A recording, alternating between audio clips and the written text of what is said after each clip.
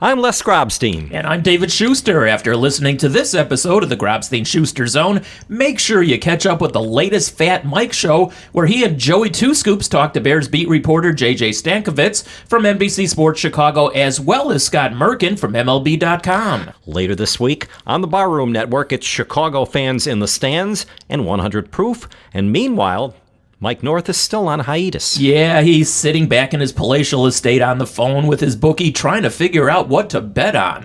You're listening to the Bears Barroom Radio Network, and the following program is suitable for all audiences.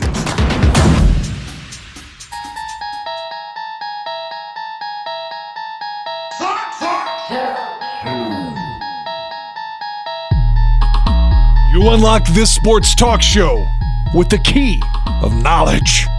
Beyond it is another dimension, a dimension of sight. Tom Seaver pitched in relief in that suspended game and got the win, started the regularly scheduled game and got the win. Who does he think he is, Wilbur Wood? Wilbur Wood did start both ends of a doubleheader for the White Sox. He also lost both ends of a doubleheader with them one time in Yankee Stadium. A dimension of sound. Michael Jordan was a prince when it came to dealing with the media, as far as I'm concerned, and I've always said this, he was a superstar to me, both on and off the court, and I don't know how he did it. Wave after insane, inane question for an hour after every game, and he would just stand there and answer them all. A dimension of mind.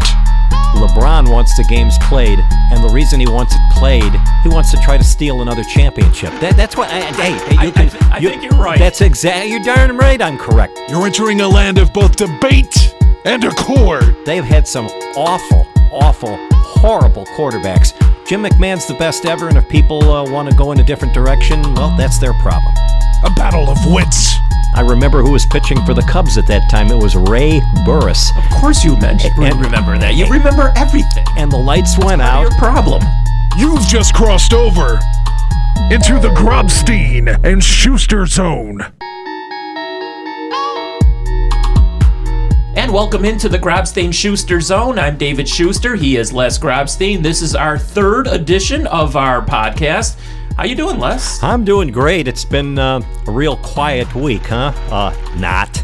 We've had a lot of stuff happening. We still don't have any games. The only real sporting event we had was the first leg of the Triple Crown out of sequence this year because, first of all, they started out with the Belmont Stakes, which is usually last. And big-time favorite. They're not a Secretariat, but very interesting race. And now it won't be until Labor Day weekend that they move on to the middle leg, which is actually the Kentucky Derby, and then that'll close out, as we all know, with the Preakness. So people are going to have to wait until the end for the Black-Eyed Susans, but that has gone on. Now we're just waiting to see if we're going to have any baseball. And just an absolute despicable act took place over at NASCAR, and we'll get into that in just a bit, but are we going to have any baseball this season? Well, that is a question, Les. I will say that there has been one other sport that has been up and functioning, and that has been the PGA. There has been a couple of tournaments, and actually the level of play has been pretty good. I mean, the players are talking about that there's something missing. Obviously, the fans, behind the ropes and everything, but actually the level of play has been interesting. I'm sort of curious. I haven't seen what the ratings are on TV for the two tournaments that have been played on the PGA circuit. I imagine they've been pretty good. I've been to Belmont Park. Ironically, the day I was there, it was 1977. It was the day of the famous New York blackout. It was that evening, and the Cubs were playing the Mets that evening when the lights went out. Poof. But to see those horses going around the track, not hearing the crowd cheering or making any noise along that, the only thing you could do is the hoofs on the track themselves clumping along. All right, I got to ask you this because, when we do these things, we always constantly go off into tangents. And I know that Aldo here is going to find a clip of this one to throw in here. I just know this. But, you talk about the Belmont and you talk about horse racing. So immediately what comes to mind is Secretariat, who won the Belmont that year by 31 lengths. Unbelievable performance by this miracle horse.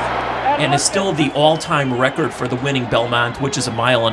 By the way, the Belmont this year will not be 1.5 miles. No, it'll be 1.8 miles, I believe. I think you're right. It'll be much shorter, and it starts in a different spot.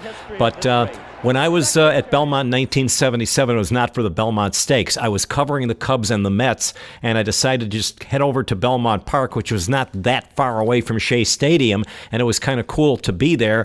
And then all of a sudden, poof, the lights went out, and they made an announcement, we've got a local problem. Well, no, they didn't. How about just about every borough of New York and some other areas around there went out, and it was dark as could be. And I remember who was pitching for the Cubs at that time. It was Ray Burris. Of course you remember that. You remember everything. And the lights went That's out. part of your problem. And they did, the Cubs ended up, they had to delay the game. This was in July. They finished it in September when they were out there for another trip anyway. And in those days, they used to go to New York 3 times because they were in the same division with them. So they played, they finished it up. Yeah, the Cubs ended up winning.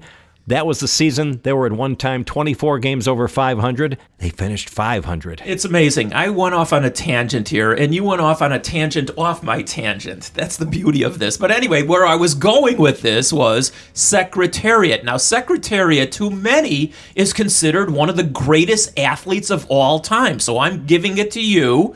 Is Secretariat a horse, a non-human, one of the greatest athletes of all time? No question. Okay. And that horse raced at Arlington Park that year, but it was in a 4-horse match race. Our Gallant was one of them, and Blue Chip Dam was the Illinois bred, and that horse finished way out of that. But it was a blowout. Not as bad as that Belmont was that year, but Secretariat just blew everybody right out of the water.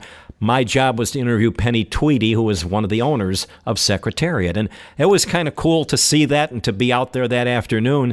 And after that, saw Secretariat, and that was it. Much later in this podcast, and we're going to make this a weekly feature, we're just going to throw some names out there. Aldo's made this recommendation to do this on a weekly basis, and he is 100% correct. So I was going to have Secretariat, but now we've already talked about that, so I'll come up with some other names. We'll do that at the end of the podcast. Also on today's podcast, we will be hearing from Jon Greenberg of The Athletic. He's their #1 columnist here in Chicago. Wrote an article about me about 1.5 years ago. He also wrote an article about me semi-recently. On Twitter, you can follow him at Jon_Greenberg. That's JON_Greenberg. We'll get to Jon a little bit later on in this podcast. Jon's really an excellent writer, so we'll talk to him before this podcast is over. But right now, Les, you made mention of what's going on in NASCAR. And as we're recording this right now, they do have the race today, and it might even be starting as we speak.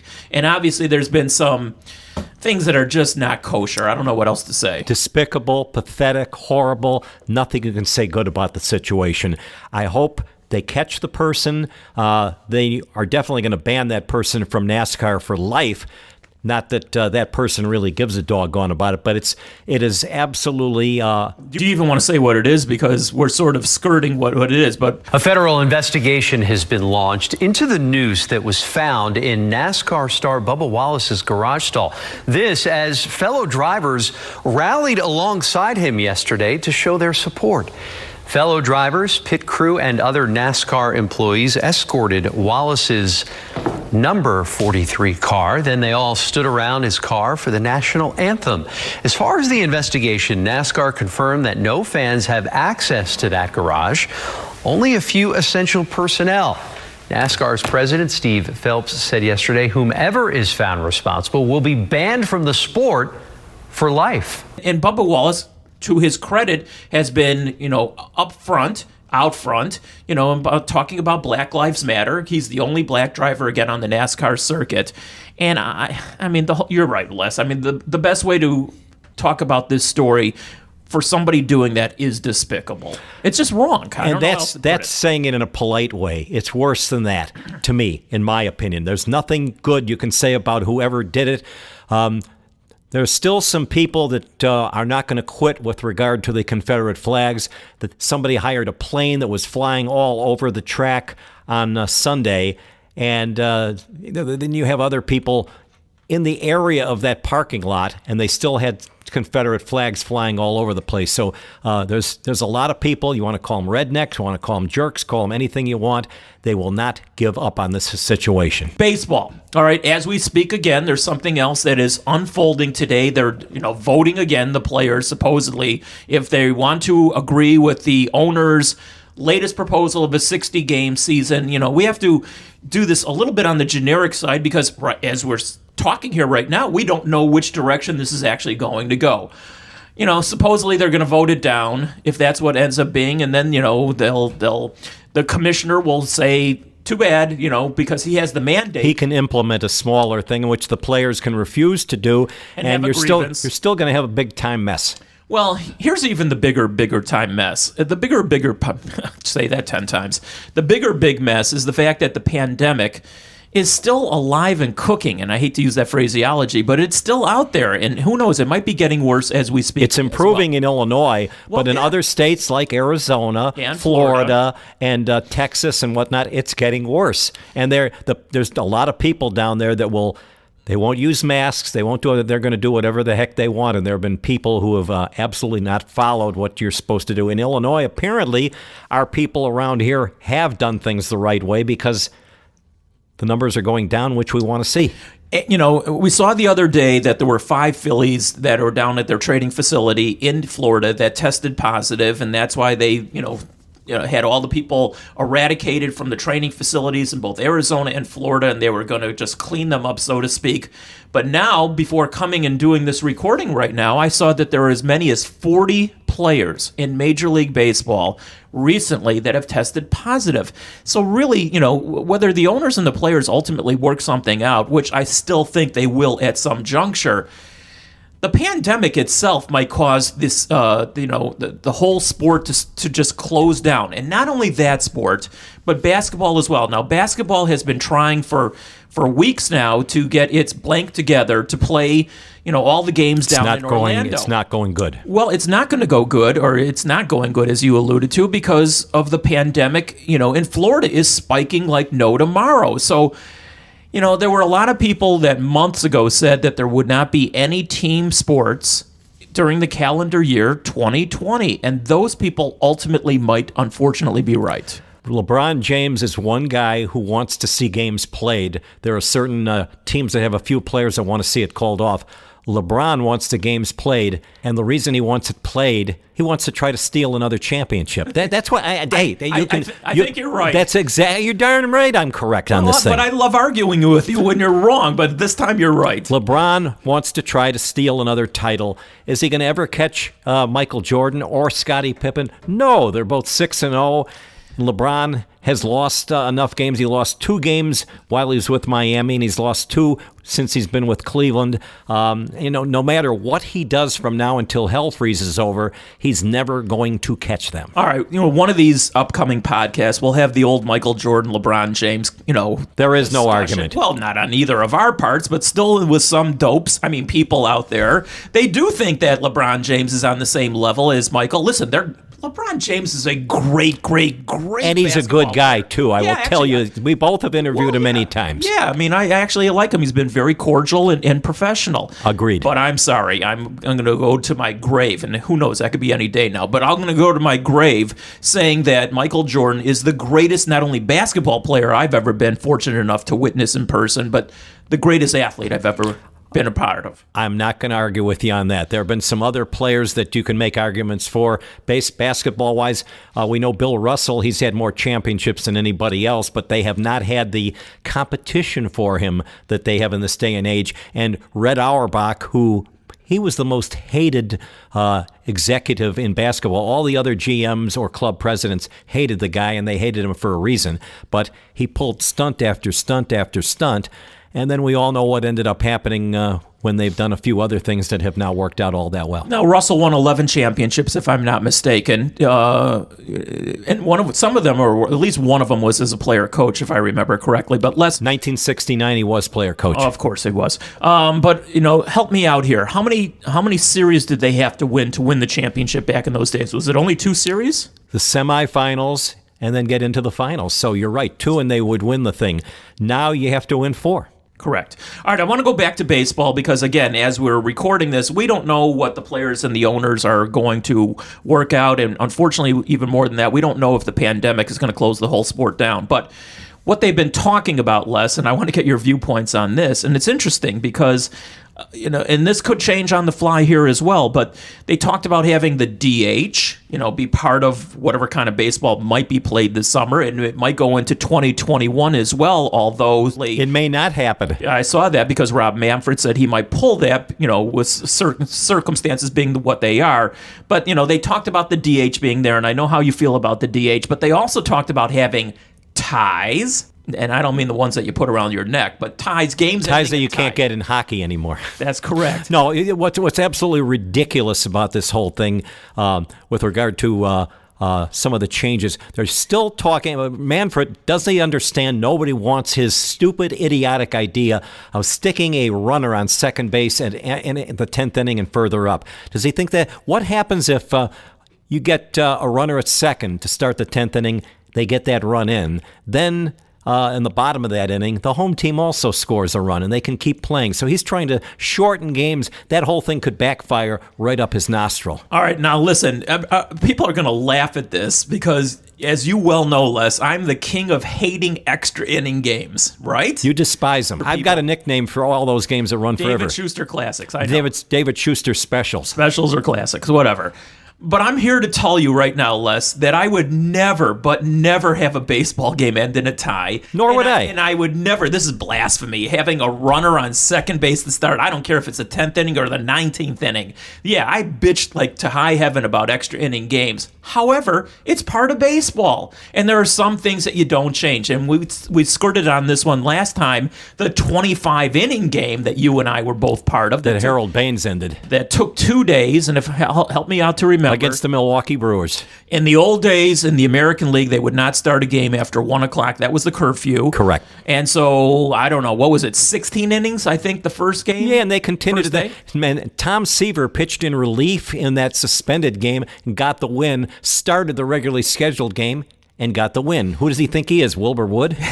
Well, Wilbur Wood did start both ends of a doubleheader for the White Sox. He also lost both ends of a doubleheader with them one time in Yankee Stadium. And he was knocked out in about the second or third inning in Game 1, and Bart Johnson was supposed to pitch the regularly scheduled game, and he went up to Chuck Tanner and says, hey, I still feel okay. Why don't you let me... Wilbur Wood said, let me start this one. So they pulled Bart Johnson, who had called up from the minor leagues special for that, and they yanked him, and Wilbur Wood got shelled in the second inning of the regular season, and he got a standing ovation from the Yankee Stadium fans. What do you expect? All right, here I go on another tangent because that's what this podcast is being noted for. But I'm thinking of Wilbur Wood starting both ends of a doubleheader. And so it popped into my mind some of the records in sports, not much less baseball, sports that'll never be broken. So you tell me real quickly, Les, what are the one record in sports that will never be broken? Never? Never. Wins by Cy Young. What, did you read my script? No. I mean, that's what I know said. Doggone well I didn't. How's anybody going to ever catch him? Pitchers don't leave. Well, that's right. Don't get left in by managers anymore. 511 wins that'll never Not be even touched. Close. Not even close. You would have to win 20 games 25 years straight just to get to 500. So obviously that's not going to happen. You know what? The other one that'll never be touched? Losses, and he holds that record too. Yes, he does. Was it 317? Because he was around that long. I know. I mean, back in those days, they pitched every second, third, or third day. That's just what happened back in those days.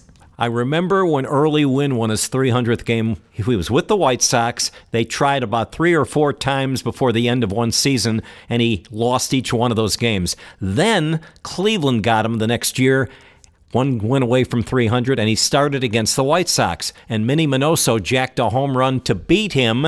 And, eventually Early Wynn got number 300 with somebody else, and he retired. Early Wynn's real name? Gus Wynn. You know where I'm going with this. I know exactly where you're going. But before we get into that, he had made the prediction many times. He says, when I get 300, nobody will ever do it again. Wrong. Well, listen, nobody ever might get to 300 ever again. Well, Maddox did it. Glavine did it. I'm talking about going forward. There's nobody that's close now, and nowadays... There wasn't then either. Well, but I'm just saying, if you take a look at who the Major League leading current winner is, I don't even know. We'll have to look that one up. It's 200 and something. Managers just yank everybody out. You can blame Gene Mauch. You could blame Tony Larussa. You can blame so many others for starting some of the things that they're doing today. Yeah, there's no complete games, basically, in baseball anymore. That's almost gone the way of the dodo bird. But I don't think... As of right now, I don't think anybody who's even currently pitching in baseball has a shot at 300. They don't. You know, if anybody's ever to win 300, it might be from a future generation, and the sport might have to change dramatically for that person to win 300 games. Or you have to get a manager in there that's going to say, the hell with Tony Larussa or Gene Mauch or any of these other guys, and just go in there and run it his way and not have to worry about managers getting fired by the general manager and the team president and stuff like that. And right now, if a guy is left in there a long time, the GM is in very, very big danger of getting canned. You mentioned Gene Mauch. Was he one of the meanest managers we've ever encountered? Not the meanest, but he was right up there. Right, who's the meanest? Because I can give you a list of a half Whitey a dozen. Herzog, without any question. He was one of the meanest SOBs ever. And the white rat. I couldn't stand that son of a bitch. He was awful. But there were other ones back in those days also. I mean... there was a couple of others as well, but this guy was just absolutely one of the worst. Pat Corrales was not a nice person. Not as bad as Herzog, though. No, Herzog, you definitely, listen, there have been a lot of Cardinal managers who have not been very pleasant over the years. Herman Franks with the Cubs. He would give you polite but two-word answers. He wasn't so polite. He wouldn't give you very good answers, and it would just be... ask him a question, that was great, wasn't it? And then he would just move on and would not give you a legitimate answer. There was Frank Lucchese, remember him? Yep. Yeah, he wasn't very pleasant. Let's see, there was another one with the Cubs. Who was the Cubs manager who lost 100 games? He lost 100 games with the Padres. Preston Gomez. I got into it with one time.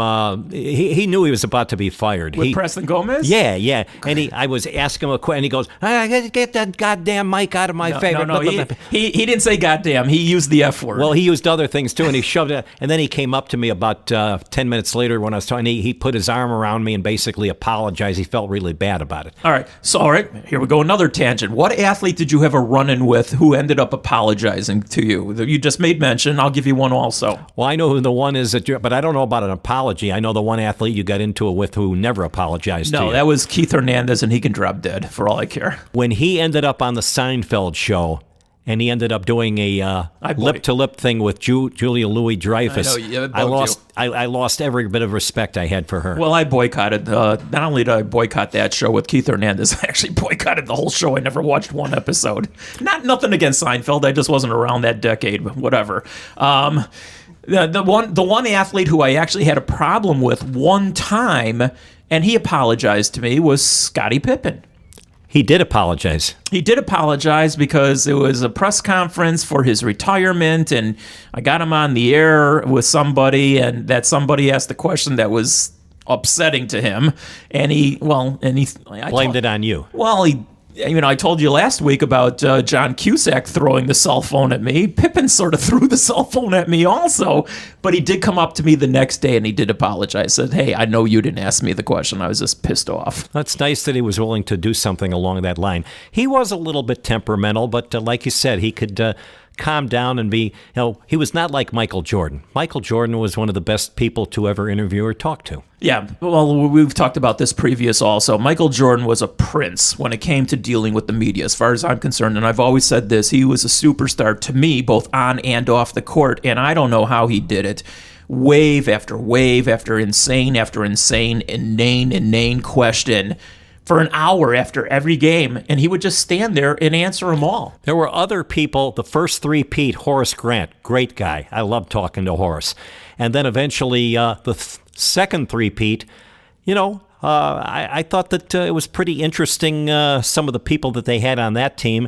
A guy who's now one of the winning coaches in this day and age, Steve Kerr, great guy to talk to, Steve. Our go-to guy. It didn't make a difference if they won or lost. Obviously, they won most of the time. But if they lost and you needed an interview, which we all did, you went to Steve Kerr, and he was great. Dennis Rodman was a nut, but he was okay. People don't understand he was okay. Was he kind of a goofball? Yeah, that was all part of his shtick. Not kind of. He was beyond a goofball, but whatever. But we didn't talk to him. He helped them win 3 titles. Of course he did. I'm not saying anything about his basketball prowess, but he didn't talk in the locker room. You know how we had to talk to him. Out in the hallway. Well, walking backwards. We were doing the Michael Jackson moon shuffle, going backwards because he was walking quickly down the hall, and people would be tripping over each other trying to get a word in edgewise with him as he was walking out of the building.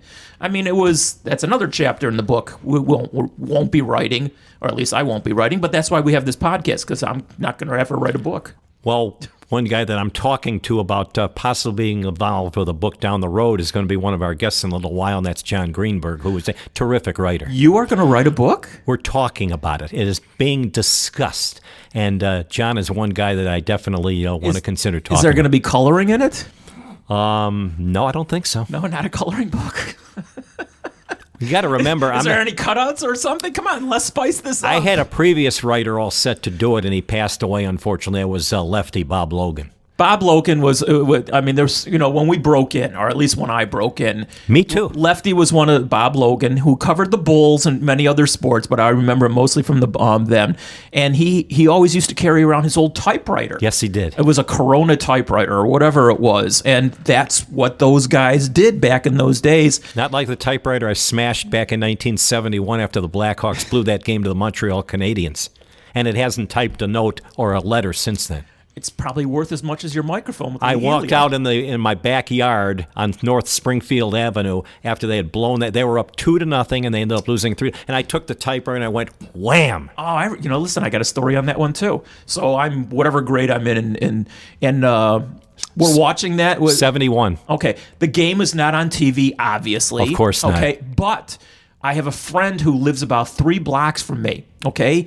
And he had like this giant antenna that you don't see anymore on top of his house. He picked it up with Win Elliott doing the play-by-play. Well, I mean, I don't know who was doing it, but he was. Okay, but he said he picked it up off a Milwaukee station. Yep. Okay, so all of a sudden they're up 2-0. What was it, going into the third period? No, in the second period, Bobby Hull hit a crossbar, and that would have made it 3-0.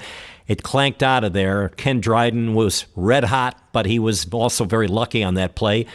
And then they come down, and that's when Jacques Lemaire hit that shot from the center ice that Tony Esposito missed. And there was no fog. I don't care what anybody says. People say there was fog, whatever. There was no fog. They had air conditioning in the building. And then Andre Richard, who is despicable, the son of a bitch, scored 2 goals. Wirtz probably didn't have it on because he was trying to save money. That's why it might have been foggy. No, okay, I'm kidding on that one. Anyway, it's 2-0, and he calls me. I got the game on TV. Come on, we're going to watch the Hawks win the Stanley Cup. Yeah, right. So, I mean, he lives about 3 blocks from me, so I got, I'm listening on the radio because it was on radio, so I got my little 9-volt transistor. That was with Lloyd Pettit and right. Bob Elson. Right. Another story, but we'll save that one too. Anyway, I'm halfway to his house. I'm listening 2-1. I walk into his house 2-2, and it wasn't that much longer. They lose the game 3-2. And tied up behind the net. Here's Richard going in on goal. He scores! Richard! Pocket Richard gets his second goal, and Montreal leads 3-2. I was so angry. I mean, there were so many bad losses as a kid. So many bad losses as a kid. I was furious too, and they should have won that game. And by the way, Stan Mikita late in the game hit the left goal post. It carried off the right and came out of there. And Ken Dryden was great. He was outstanding, but he was lucky as hell. That was his rookie season, wasn't it? He wasn't even Rookie of the Year till the next season. He won the Conn Smythe Award the year before he was eligible to win the Calder as the Rookie of the Year. The next year he was the Rookie of the Year and won the Calder, and he'd already won the Conn Smythe. He came up very, very late in the season, and they put him in there in place of Rogatien and Vachon, and the rest is history. All right, Les, we're going to wrap up this segment right now, and we're going to get to Jon Greenberg of The Athletic. And again, you can follow him on Twitter at @JON_Greenberg. We're going to get to him in just a moment. Hey everybody, it's Aldo Gandia, and while we are dialing up our guest, let me remind you that if you like what you're listening to and want to hear more, all you have to do is go to Google, search for Beers Barroom Radio Network, and that's how you will find how to download all of our shows down to your device, whether it's your iPhone, your Android device, your iPad, whatever device you listen to your podcast. You can get automatic downloads of all of our shows and pick and choose what you want to listen to. Again, just search Bears Barroom Radio Network. Back to the Grobstein Schuster Zone.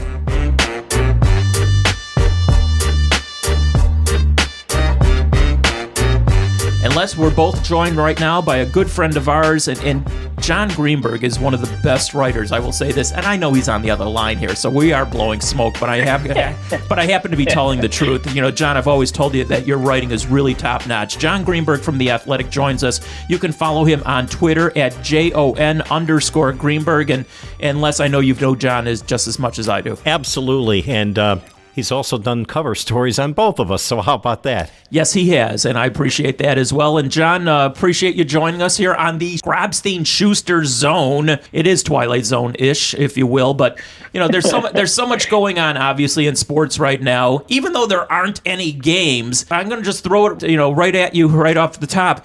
Do you think there will be any games? And I'm talking about in any sport before this calendar year is up because of the pandemic, not because of the friction between the owners and players in sports, but because of the pandemic. I mean, basketball is now iffy because of what's going on down in Florida, and baseball is basically in the same, possibility of not having any games. Do you think there will be any sports before this calendar year is even up? I think there absolutely will be sports. Now, here's the question. Will any of these sports finish their season? That's going to be the interesting one, because they're going to jam it in. There's too much money involved. Like, we could be in a zombie apocalypse and the NFL play games, as long as someone's paying them. But I don't have this optimism that once things start that everything's going to be great. But, you do look at soccer in Europe and things like that, and everything seems to be going okay. So that gives me maybe a little more hope. They can definitely do it, but, just let's see what happens. The problem is, I think we have these different states with different regulations and different people in charge. And I think the lack of unity with our national handling of this is probably the biggest obstacle right now, besides Rob Manfred and Tony Clark. Rob Manfred, it's interesting because in the past we had a couple of guys running the Players Association who were just, the absolute miserable people, and they didn't care about the sport whatsoever. And, then one guy ends up going to the NHL and starts screwing that up and shuts down an entire season there as well. And Rob Manfred, for example, pretty nice guy to deal with, but he's not what we have ended up seeing with some of the other people in the Players Association. You've had too many people with the Players Association don't care about the sport. They absolutely don't care about the fans. And their job is to pump their clients with money, and that's exactly what Donald Fehr has been doing, and that's what Marvin Miller, the late Marvin Miller, did as well. Yeah, but Marvin Miller, if you look at it, Les, what he did with it made the game better. The owners matter of opinion. I don't share that, but that's another story. Okay, but if you look at the franchise values, the owners back then. I was funny. I was talking about this with someone. Back in those days, the owners weren't the brightest of guys. These weren't owners who made billions of dollars on their own. These are guys that inherited family businesses, or the team was their business. They weren't the sharpest. If you really read the history, Marvin Miller really ran laps around these guys. They would put bad people in charge of their negotiating that just didn't understand labor law. The new owners are a little different. These are bright guys that have made money in different fields. They understand the labor union a little better. They understand the laws. But what we're seeing from them is the labor. Their labor agreement's up after next year, and they want to obviously make more and more money.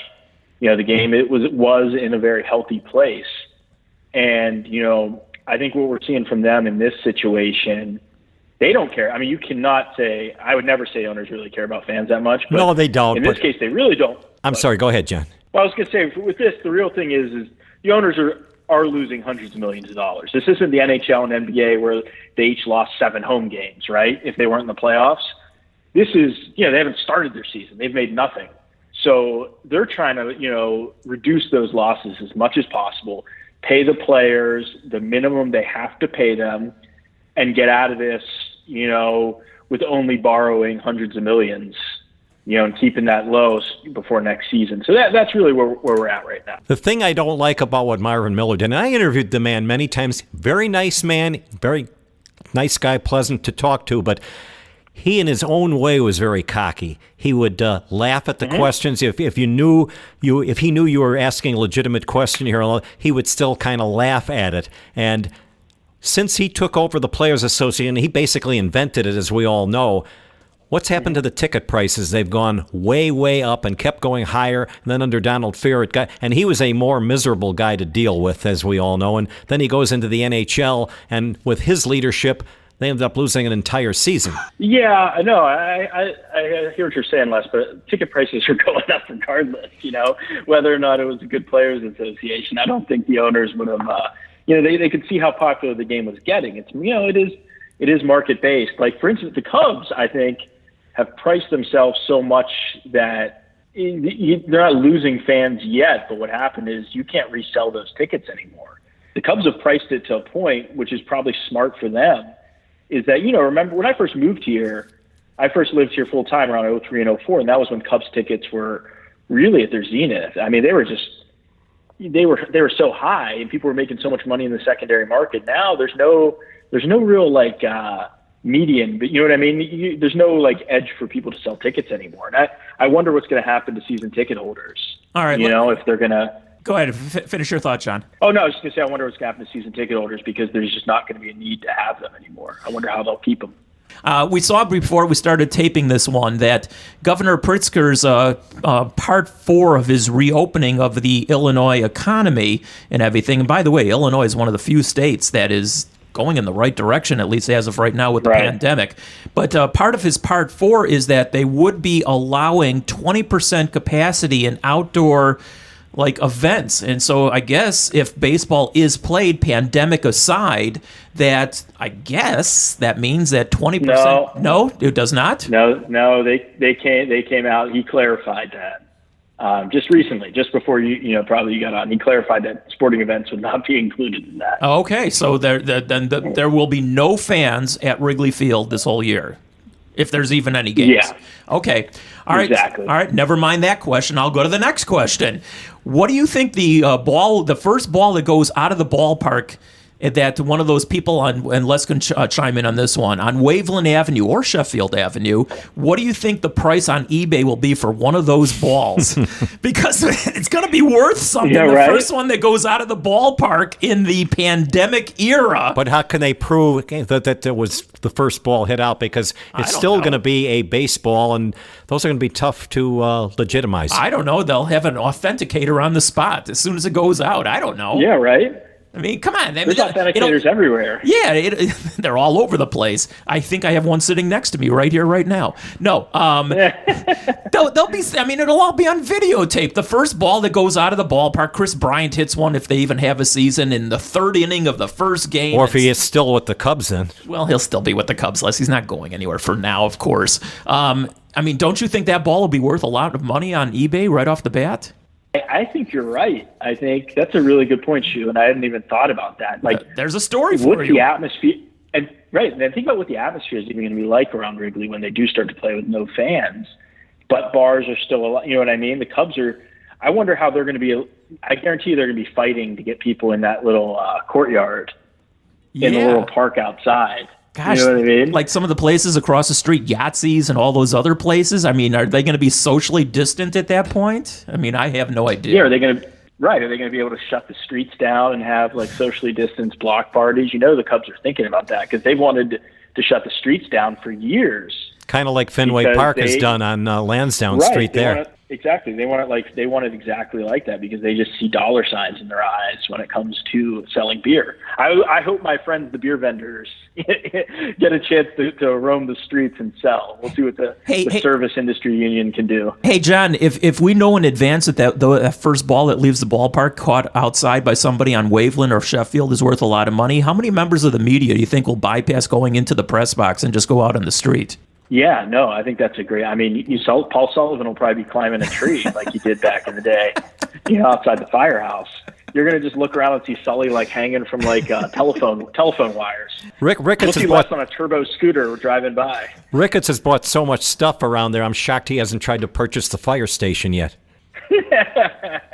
I'm sure they've inquired. See, you're right. They have bought all those rooftops. I told you, John, this would be irreverent. It wouldn't be normal questions that we're asking you here, by the way. You're making me think. Yeah. I like it. All right, well, think about this one. Let's switch sports. Let's go to the NBA, my favorite. Basketball. When are the Bulls going to make a decision on their coach? Is it going to be at semi-soon, or are they going to wait another 2 or 3 months? It's got to happen soon. I think it's crazy.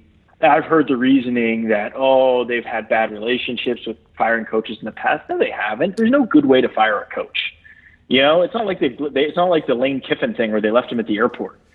Like, we made a big deal of the holiday stuff, but who really cares? That's I think kind of immaterial. I don't understand why they haven't fired him yet.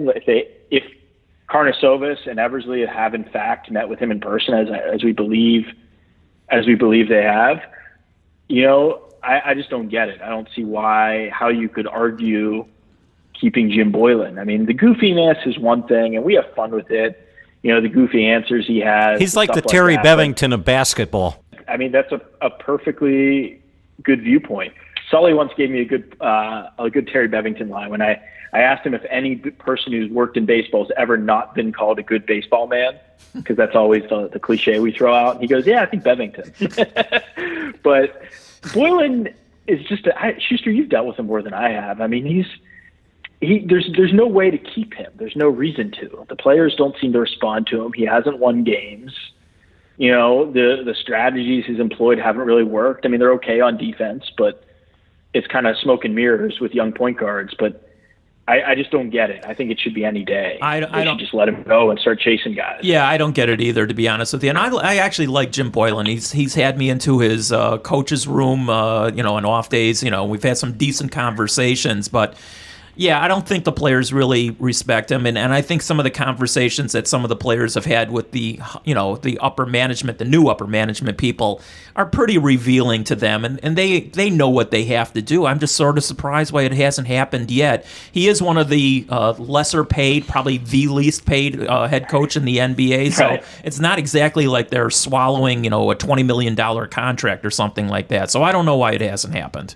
Well, I go all the way back to the very beginning when Johnny Red Kerr was the first ever head coach. Of course, you go way back. And there have been some others since that time that have been pretty nice guys. The one guy who was maybe the weirdest, he was a good coach. He was especially great on inbounds passes, Scott Skiles. But, boy, I tell you, when he would come back as the head coach of Milwaukee, and he intentionally wanted to get fired by Milwaukee. He wanted to intentionally get fired by Phoenix, and he wanted the Bulls to fire him, and he was happy to get out. Well, and I'll say this real quickly before we get to the next thing with John, but John Paxson told me in advance when he hired him, I have a decent relationship with Pax, he told me that he wanted to get fired almost right away in both those cities, and it wasn't going to happen here, and sure enough, that's exactly what happened here. So Scott Skiles is a lot of things. He was pretty damn smart enough to get a lot of money from people that he wasn't actually working for at the time. And when I saw him play guard at Michigan State along with Sam Vincent, they were awesome. They were fun to watch.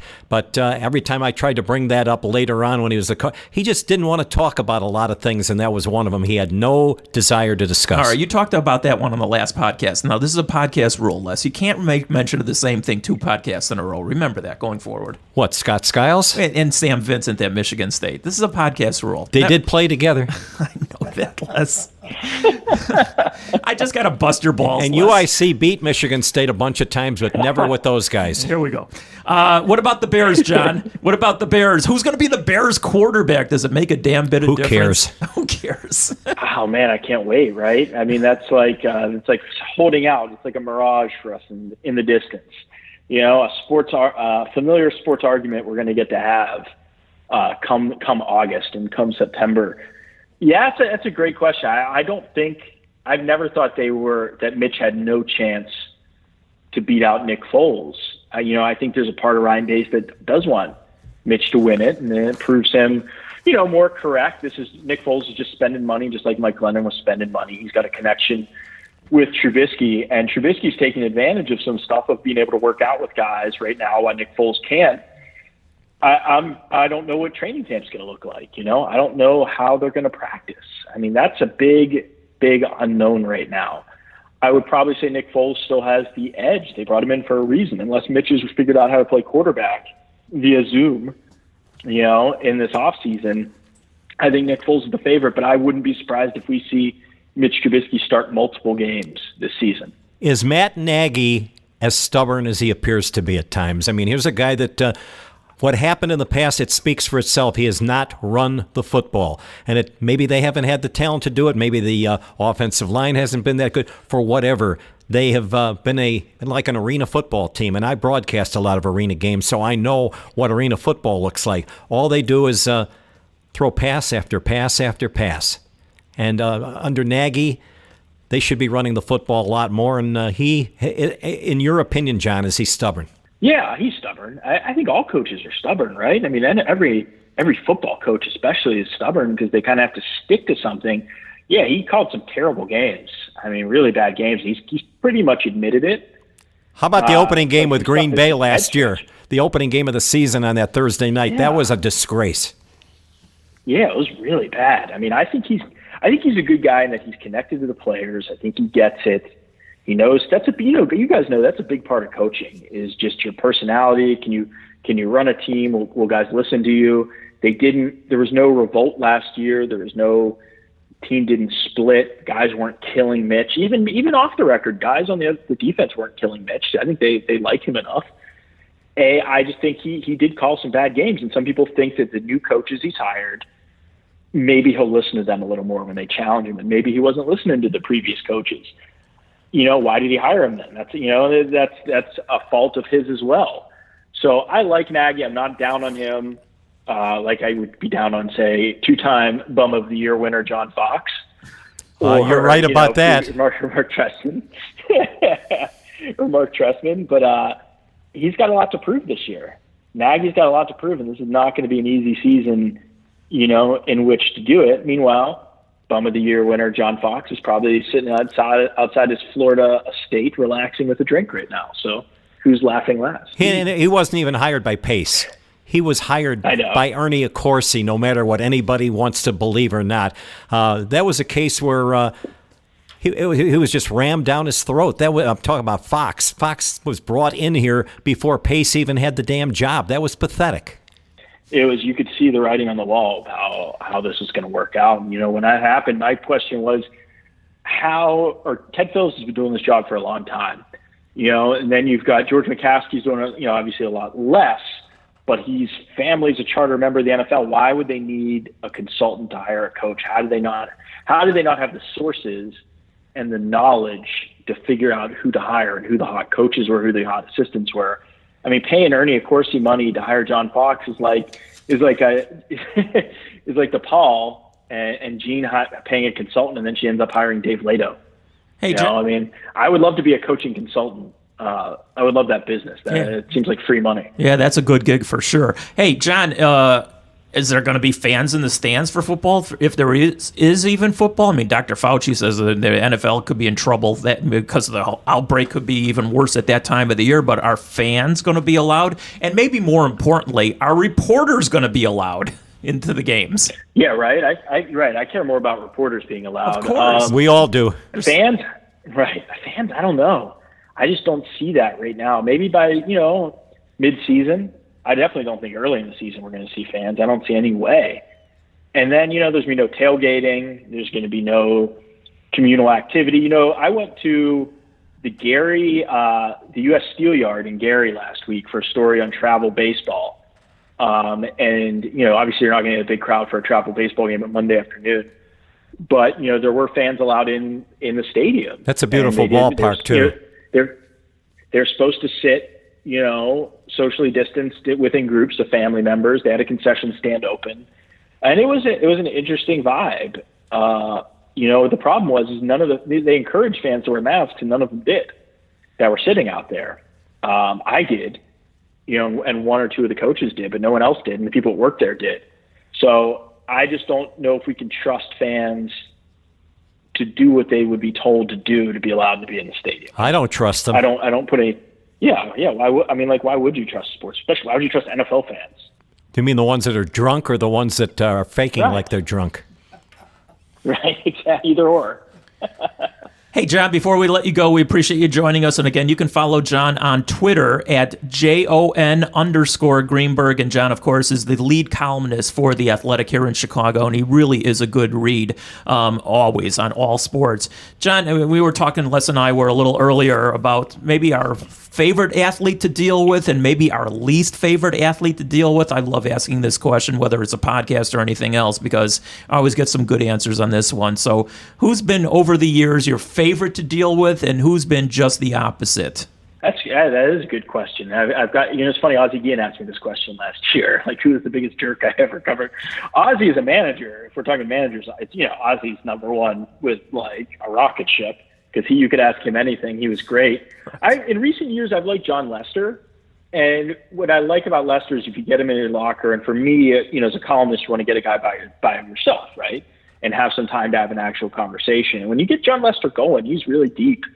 And he's really interesting, and he has opinions, and he talks to you. He actually talks to you. He doesn't just give quotes. He wants to hear what you have to say. So I really enjoyed, and that's something I didn't expect. I did not expect to have those kind of conversations with a guy like Jon Lester. I liked him a lot. I guess you want to say Jay Cutler but like NFL makes it so difficult to talk to quarterbacks anyway. But Jay at the beginning was so bad. He got better at the end. At the end, he was more of a human being. Beginning, he was terrible. It was really weird. And I thought that was how all quarterbacks acted. He was a total waste product as a quarterback, though, no matter what anybody says. When I hear people say he was the best quarterback in Bears history, then the numbers show that. Yeah. Give me a break. That is a piece of garbage. Yeah, and he was definitely not the best quarterback. We have all seen some miserable, stinking, horrible quarterbacks in Bears history. And I go way back. So does David. I mean, the first Bear game I ever saw, Billy Wade was the quarterback, and he scored both touchdowns in their championship game, win over the Giants. Bottom line is, they've had some awful, horrible quarterbacks. Jim McMahon's the best ever, and if people want to go in a different direction, well, that's their problem. Does Les talk about Billy Wade every episode? Of course, this is the first time. Yes. Or Schuster. Yeah. Just put a nickel in his slot, and you'll get the answers. Of course. I don't know who I have a worse. I don't know if I really have a worse one because I'm not a beat writer where I have to go talk to guys. I mean, Lackey kind of sucked, but he was funny though. I thought John Lackey could be really, really funny in those post games. Yeah, he was. When he was in the mood. Yeah, that's the whole thing. I mean, he was moody, but for the most part, he was decent mood. He was a reflective. Well, I shouldn't say was because it's not past tense. I love when he was asked, can he go to? Would he be willing to go to the bullpen? He says, "Oh no, that ship has sailed." Remember that? Yeah, I do. But I mean, Lester is one of the few athletes that actually thinks before he speaks. And you're right, John. He can be deep, and he could give you some really, really good answers. Kind of like Kerry Wood. Yeah, Kerry Wood, I guess, to a degree. I mean, another guy who was really good and who would, he could be very moody as well. And I know you remember this, John, was Pierzynski. I mean, AJ, if he wanted to, he could be a real you-know-what. But if he also wanted to, he could give you really, really good stuff. I love the guy. I thought he was awesome. I talked to him recently for a story a couple years ago, and he was on the phone. And he's great now because he's not playing. But there were times, you're right, Chu, like there were times like where I needed him for something, kind of, but like, I saw how he looked at his locker, and I'm like, You know what? I don't need to put myself through this, like kissing, because you got to deal with his like act at first, and then you have to wait there. And sometimes I just wasn't in the mood for him. But man, he's smart, and he could give you great quotes. I also think he's probably one of the only experienced catchers in the game that'll never get a shot at manager because so many people don't like him. They wouldn't even want to interview him. Yeah. He pulled off one of the smattest plays in baseball history when he stole first base against the Angels that Josh Paul played. You said that on the last podcast. I just said it again. Matter of fact, I think you've said it on all three podcasts already. Hey, John, we appreciate you joining us. I mean, you've brightened up this podcast for sure, and I hope to see you at some ballpark, some arena semi-shortly. Hey, I really appreciate it. And I tell you what, I always say there's nothing better than driving home from a game and listening to Les when Les is on the radio. But it's even better when you call into Les, when you're coming home from a Cubs game or a Sox game or a Bulls game, and you guys riff on the radio. It's my favorite time. So I'm glad that you guys have this podcast and we can recreate those moments when it's not 1 o'clock in the morning. I appreciate it, John. Of course, I was better with him if it was just a quick, 8.5 inning game. But if it went 14 innings, I was ornery to begin with. And I'm sorry, Les. I apologize. I took it out on you. I'm sorry. You took it out on the whole world. I did. You're right. I did what I said, John, many times. When games would run 4.5 hours or whatever, I used to call those David Schuster specials. And it's great because if you stick around long enough in this business, you're going to get people are going to notice your quirks. And that's Schuster's quirk that everyone loves. Like, we love it when a game goes long into extra innings and everyone starts tweeting, uh-oh, Schuster. That's right. We're in the press box. We look up at him. And it's good fun for us. But it really gets bad when your family members start getting on you for the same thing. And they start tweeting, hey, Brother David is at the game. And he's still there at 2 in the morning. The best, guys. Hey, John, we appreciate it. We'll talk to you real soon. Appreciate it, buddy. Anytime, guys. Thank you. All right, thanks. Hey everybody, it's Aldo Gandia with a quick reminder that every Tuesday morning there is a new episode of the Grobstein Schuster Zone on your podcast stream. All you have to do is subscribe to Bears Barroom Radio Network. We appreciate John joining us here on today's podcast, the Grobstein Schuster Zone podcast. This is edition number 3. Les, we have a new thing that we're going to institute here, and we're going to do this on a weekly basis where your fans, my fans, you have much more fans than I do, will have a chance. All of mine are in a hardware store. Those are the ones with the propellers that go round and round. It's amazing. I've known you for 40 years. I know all of your lines in advance. I've never used that one before. I think you have. You're senile. You forget. No, I didn't. Okay, whatever. So people will have a chance, and here's the phone number where people will have a chance who are listening, who want to hear themselves as well. They can call in with their thoughts and questions of both yourself and myself, and we want to make this interactive. So here's the number for you folks to call going forward. It's 224-202-6234, 224-202-6234, and we'll pick up those 4, I think we have 4 questions today, and people want to ask about certain athletes or things in sports, Chicago sports history specifically. So let's get to that right now. Les, Grobstein, David Schuster, radio legends. Hey, here's a question for you guys talking about Chicago history. I'm really curious about whatever happened to Jerome Walton and Dwight Smith, the 2 sensational rookies that finished 1 and 2 in the Rookie of the Year voting in '89.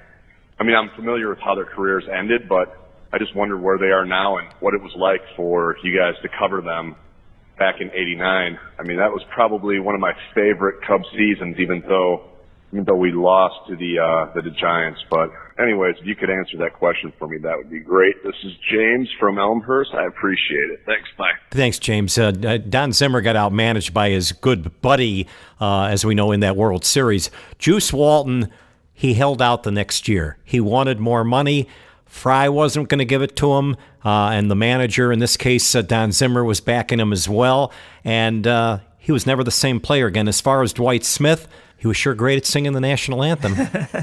Well, Jerome Walton was like one of my favorite bands, that one-hit wonders called The Knack, who came out with a couple of songs like right off the bat, and then you never heard from them ever again. But, My Sharona. Yeah, My Sharona. Number 1 hit of 1979. There you go. And Walton was 10 years later, 1989. He had a great season. I mean, he was Rookie of the Year, wasn't he? Yeah, they were 1-2, as the caller mentioned. Right. I think Walton hit 30 home runs, give or take, that one season, and he just unfortunately didn't pan out. Now, what he's doing now, 30-plus years later, I have no idea what either one is doing. But, yeah, for a very brief time, they were fun to watch. It was a great 1-2 punch. It wasn't quite like the daily double of Bob Dernier and Ryan Sandberg, but it was good. All right, let's go to the next question. Hey, what's up, guys? Love the new show. Keep rocking it, man. I got a question, though. I wanted to hear your thoughts about Devin Hester's Super Bowl return to open up the Super Bowl. You got to hear all about it, man. I want to know how you guys are feeling about it, because I thought for sure game was over and we were going all the way and dancing and drinking that champagne right away. Love to hear it. Thank you.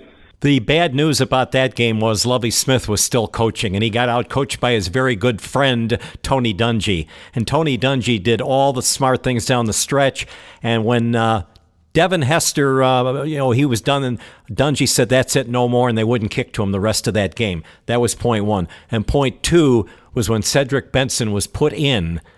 and he fumbled the first time they handed him the ball. That turned the ball over to Peyton Manning. The Colts took the lead. They ended up keeping it for good. And Rex Grossman, at the very end of the game, they had a chance to pull it out, and he threw a pick six. And other than that, we know all the other bad things that happened that day, and the fact that it was pouring rain too. Yeah, my story on that game, it still POs me, to be honest with you. I wasn't at that game. I should have been at that game, but I wasn't. I covered that team. That's the only game you didn't cover that year. I know that, and they, the station needed credentials for some of the other people, and so I got squeezed out.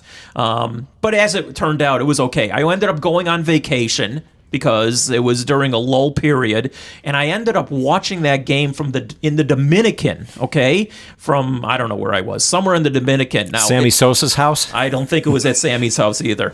But anyway, the game obviously started great with the touchdown, right off the bat by Hester, and I'm sitting in some raucous bar wherever I was. And unfortunately, Les, I was sitting next to some guy who was from Wisconsin, okay, a Packer fan. You know who they were rooting for. Well, they were rooting for the other team, obviously. And so when the Bears started losing the game, this obnoxious drunk person from Wisconsin was just too much for me to handle. I had to leave the area, where I was watching that game. But yeah, I should have been at that game, but unfortunately I wasn't. No surprise.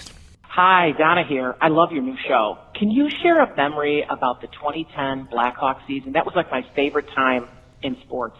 Thanks so much. Love you guys. Bye. Well, Donna, I have certainly fond memories of that because they won the Stanley Cup, obviously, and that was our first of three over a 5 or 6 year period. And yeah, I was in Philadelphia when they won it. We talked about this last week, Les. And you were on my show all night that night, too. I was, and I was very fortunate to interview just about every player on the ice right after the game. And it was just a thrill and a half for me. And, I've seen probably more sporting events than anybody in Chicago over the last 40 plus years that I've been doing all this. I mean, yes, I as we've alluded to 100 times, I bitch about the length of games and some of the other things, yada, yada, yada. But to be on the front lines of sports history in my hometown, and I have it on my Twitter and my Facebook page that I've covered 12 championships in my hometown and been at all of them. And so I'm a lucky guy. And so that was just another great memory for me. It was 49 years since they had last won in 61 over the hated Detroit Red Wings at the old Olympia Stadium. And I had a couple of our friends and colleagues, Matt Spiegel and also Dan McNeil, sitting with me in the press box there. And all I remember was it ended after Kane scored that goal. I was waiting to see if they were going to review it, which they did. And that puck was clearly in the net. We got on the elevators, are heading down, and Mac turns to me and says, "They just won the Stanley Cup." We were like so stunned about it. And like you, I was down on the ice there, and I got a great picture of myself on the ice there, and in the background, there's Patrick Kane in his white road uniform at that point, and it was just so cool at that point. And they ended up winning 3, but we also saw the Bulls win 6 out of 6, something LeBron James will never do. By the way, real quickly, the Patrick Kane's the goal. Who has the puck? I think Kane somehow has the puck. That's just a guess. We just don't know. We don't know. What do you think that puck is worth, especially to a Hawk fan? What do you think it's worth? You would think at least $500,000, if not worth. That's a more. Lot of money. Lot of money. All right, let's go to the last question. Hi, my name is Kayla, and I have a question. And do you mind telling me who's the cutest Chicago sports athlete that you've ever interviewed? And can I have their number? Do you want to tackle that one, Les? You're starting this one. All right. Well, the cutest. Listen, I'm just. This is a opinion of a lot of ladies who I know. I'm going to say Patrick Sharp. I mean, Patrick Sharp. He's just got those. They consider him the looker of all lookers. Yeah. Okay. Lookers, not liquors, but lookers. Yeah. Patrick Sharp just has those dreamy eyes, I guess, if you will. And he's still on TV, and obviously so. He's got good looks for TV as well. I mean, there's been a lot of obviously good-looking athletes over the years, but the one that comes to my mind real quickly would be Patrick Sharp. And I don't have his phone number, or maybe I do, but I can't give it out. If we're talking females, somebody who was a bit, and I talked to her on the phone a couple of years ago. She called me. Remember Janie Fincher with the Chicago Hustle? Sure do. Everybody. And we played them in basketball, remember? The first 2 times we actually beat them. the third time they got us. All right, real quick story, because the Hustle used to practice at DePaul. Yes, they back did. in the day. And they played their games there. And when I was at Sports Phone 100 years ago, I used to work the nights at Sports Phone, but I used to go over to DePaul because the gym was open and we used to be able to play. And then the Hustle would start practicing about 3 o'clock or something like that. So I would actually get to play against Janie Fincher and Rita Easterling and some of those other ladies back in the day, even before we played them in a game. So I was familiar. I scouted their team before we actually played them. When we played them, what was interesting, we had 2 players on our team, Walter Birch and John Zer, who could both dunk. And I figured, who are they going to be able to get underneath the boards with? And that's how we ended up winning that game. Yeah, and listen, they scrapped, if you will. I mean, they would throw elbows and do everything else. I mean, it was basketball. It was indeed. And I warned all of our players before that game. I said, play this like it's a normal game. If you take it, and a couple of times, Poco White, remember her? She was like a bullet out of a shotgun. She was like absolutely going out of nowhere, and she would just blow past people all the time. And finally they said, wait a minute, we better start taking this game serious. And we came from behind and won that game. Yeah. All right, so again, we're going to do this going forward each and every week. Our number, again, for you to call at any juncture during the week, and you can ask anything you want. Les and I will tackle any question. Again, our number is 224-202-6234. One more time, 224-202-6234. And we're going to end today's podcast on another feature that we're going to do on a weekly basis. I'm just going to jot down some names during the week, unless you haven't seen any of these names, unless you peered over and taken a look. I have not. All right, so we're just going to throw it out there and get opinions from both of them. I'm going to start with the 80 U.S. Olympic team that won the gold medal. I saw them play their last exhibition game before they went to Lake Placid. They played the Soviet Union at Madison Square Garden and got destroyed 10-3. And I thought to myself, this team isn't going to win another game. They're going to get routed. They didn't lose another game after that. They had a tie against Sweden coming from behind. Then they won all the game. Then they played the Soviets and they stunned them by a goal.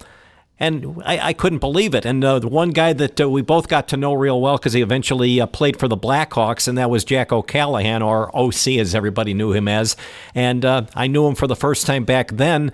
And then we got to cover him on West Madison Street. All right, a couple stories for me about that team, because actually they were touring around the country and practicing, and they practiced, I think it was called McFederich, is that what it is? Correct. On California. They played a game there. They play a game. Okay, I know they practice because George Hoffman and I went to their practice, and so this is long before they got into the international competition and the Olympics itself, and we got to talk to Herb Brooks and some of the other players. So that was my first run-in with them. But then when they won the whole thing, and the night that they beat the Soviets, and it wasn't on TV, it was tape delayed if I remember correctly. But we're at Sports Phone back in those days, and we had offices in New York, Detroit, and Chicago. Now, the Detroit people were watching it on whatever. Canadian TV. Okay, on Canadian TV. So they're we're listening through like the phone, if you will, and to what's going on in the game, and we're putting the scores out. It was like a late afternoon, if I remember, like 4 or 5 or 6 o'clock, something like that. And so we're throwing the scores out there. Now, a story came out many years later that people were listening and getting the scores that way from us at Sports Phone. That's what Sports Phone was back in the day. And Eddie Olczyk, who was I think he was still in high school or college. 4 years later, he was on the '84 Olympic team. Okay, but at that point, he was calling Sports Phone to get the scores of the game. He was. And it was in Sports Illustrated, if I remember correctly. So this is how I really got introduced to Eddie Olczyk, or he got introduced to me long before we've had a really good association. And Eddie's about as stand-up a human being as I've ever met in my life. Absolutely the best. So, that was my story with the Olympic team. And then, of course, they ended up winning the gold medal. I think it was a Sunday morning game or something like that. Yeah, the Russian game was that didn't clinch the gold medal. If they would have lost the next game, they would have not even had a medal. They would have been out. They had to defeat that last game that they had. They had to win it. Otherwise, they would have been out. Okay, 2 more names, and then we'll wrap this podcast up. Tony Larussa. Tony Larussa was, when he was in a good mood and felt like talking to you, I enjoyed talking to him. Once he left Chicago and he ended up going first to Oakland, then to St. Louis and whatnot, he could be a pain in the rear end. He could absolutely be that. At times, he could be a very engaging, fun guy to talk to. Intelligent, no doubt. The guy he's an attorney. He's absolutely a practicing attorney and all the rest of that stuff. The team that he had in 1983 with the White Sox, they won 99 games, and they were not even in first place at the All-Star break. And he was nice to talk to all that year. But later on, again, we remember the time that Bobby Thigpen threw a pitch that ended up hitting Terry Steinbach in the helmet. And after the game, Tony absolutely went ballistic. And Bob Glass, who we knew very well, he says, that must have been kind of, and he goes, I don't want to talk about that bull, but okay, but don't yell at me. I'll yell if I bleep and back and forth and back and forth. And then one of the other great sound bites came out of that, and that was when Dave Stewart, don't you ever bring your ass back in here again. You have that on tape somewhere. I know you We have that on tape, you betcha. Maybe we can get that incorporated here also. All right, that team that Larussa had, and you were right, Tony was very up and down. He's a very moody person, by the way. When he wanted to be good, he was great. He was Dow Jones. Okay, yeah, it was up and down. His rookie managing year, was that Rudy Law who was his leadoff hitter? Eventually it was. Okay. Anyway, the first thing that really always bothered me about when he was managing the White Sox, whether it was, I don't think he had Ron LaFleur, but certainly he had Rudy Law. And Rudy Law was... He was a terrific leadoff guy. And he was a great stolen One base of the few guys that hit in the 83 playoffs when they scored 3 runs in all combined in those 4 games. But what Law would do is, he'd either walk or single in the first inning or sometimes even double, and Larussa would bunt him over. I just never understood. And he had that. Carlton Fisk batting second. Well, but the whole thing was, why you're in the first inning? You have a guy who can steal 80 bases in a season back then. Why are you bunting in the first inning? It just infuriated me as a fan. Never understood. He was that. manager of the year. Okay, but that's because the team won a lot of games. 99. Anyway, okay, but here's the other thing about Larussa, and you're right about up and down. Again, he could be really moody and give you 1 or 2 word answers and just look at you really cross-eyed. But he gave me one of the great interviews of all time. He had nothing to do with sports because Tony Larussa was really, really big into animal rights. Okay, it was a big, important thing to him. And I was doing a feature for, I don't know, NPR or something like that. And I needed to do it. And I was almost scared to talk to him because, he was sort of grouchy. But I asked him, I said, Tony, this is going to be about animal rights. He gave me a great 20-minute interview. It was probably the best interview I've ever done with anybody. He was so passionate about it. So, again, Tony LaRussa was very up and down, but I will never forget that he was really, really magnanimous with his time that time. All right, the last one of the great athletes in Chicago Mount Rushmore history, Bobby Hull.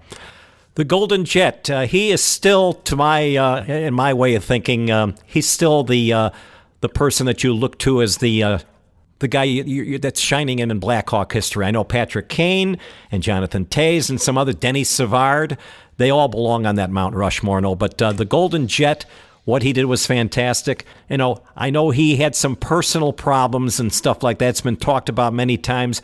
With people like myself, there couldn't have been a nicer guy, and still is one of the nicer guys out there. 2 memories come to my mind real quickly, and there's so many memories because he scored all those goals over all those years. And I remember even one, was it maybe against Eddie Jacquemin or something like that, where Lloyd Pennant said there was like a fraction of a second left, before the game would be over, go into overtime. And they said the only way the Hawks can win is if whoever, I don't know who it was, Nestorenko or somebody who was, centering, or Kenny Warham or whoever it was, Pitt Martin, for instance, who had to get the puck back to Bobby Martin Hull. was centering for him a lot by that time. Okay, so maybe it was Pitt Martin. Hawks only have a chance if Pitt Martin can win the draw and get it back to Bobby Hull. Sure enough, that's exactly what happened. A one-timer and good night. A one-timer, and that was it. So that was one of memories of Bobby Hull. The other one has nothing to do with sports. Bobby Hull, when we were back at Sports Phone, I don't know if you remember this, Les, there would be some giant Christmas parties, and they would invite a luminary, and Bobby Hull was one of them one of these years, and it was down the street from the Hancock building at some place, I don't remember, but they invited him because he, obviously they paid him to be at the party, and Bobby was very gregarious, if you will. And, he would drink a lot, obviously, also, but he was a flirt, okay? And there were some women at the party, and Bobby would flirt with every woman that was at the party, and I got such a kick. I mean, here I am at a Christmas party with Bobby Hull, and he's drinking and flirting with everybody. This was before his son Brett was even born. Yeah, probably so. It was after his playing days, obviously, but he was there, and it was, I couldn't believe it. These are the stories that I like telling about because I'm not going to write a book. I just don't want to write a book, but I'll look forward to the book that you write, and maybe I'll even be in one of the I'll have chapters. some stuff about Stan Mikita and Bobby Hull both in there, and rest his soul, Stan Mikita was another one of the class guys that we got to deal with. But Bobby Hull, he was a fantastic player, and there was one Stanley Cup game they were playing against the New York Rangers that went the full 7 games, and there was one face-off. Pitt Martin won the draw, back to left point, and Bobby Hull one time that, and it went by Eddie Jacquemin. Good night, Hawks win. Rod Sealing and Bob Nevin forwards. Bobby scores! And the Hawks win it! Bobby Hull in overtime!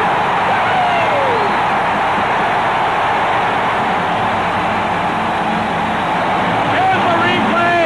Way out of the face-off, Bobby Hull scores! And the Hawks win it in overtime, 3-2. All right, and on that, we'll say good night or good afternoon. Good morning, good night, good afternoon to everybody out there. Again, our number to call during the week, if you want to ask Les and I anything, and I do mean anything, we'll answer it all. 224... Maybe. Yeah. Well, we'll edit it out if we don't. 224-202-6234. Les, as always, time has flown by, and I do appreciate you sitting next to me. Talk to you next week. All right, thanks, Les.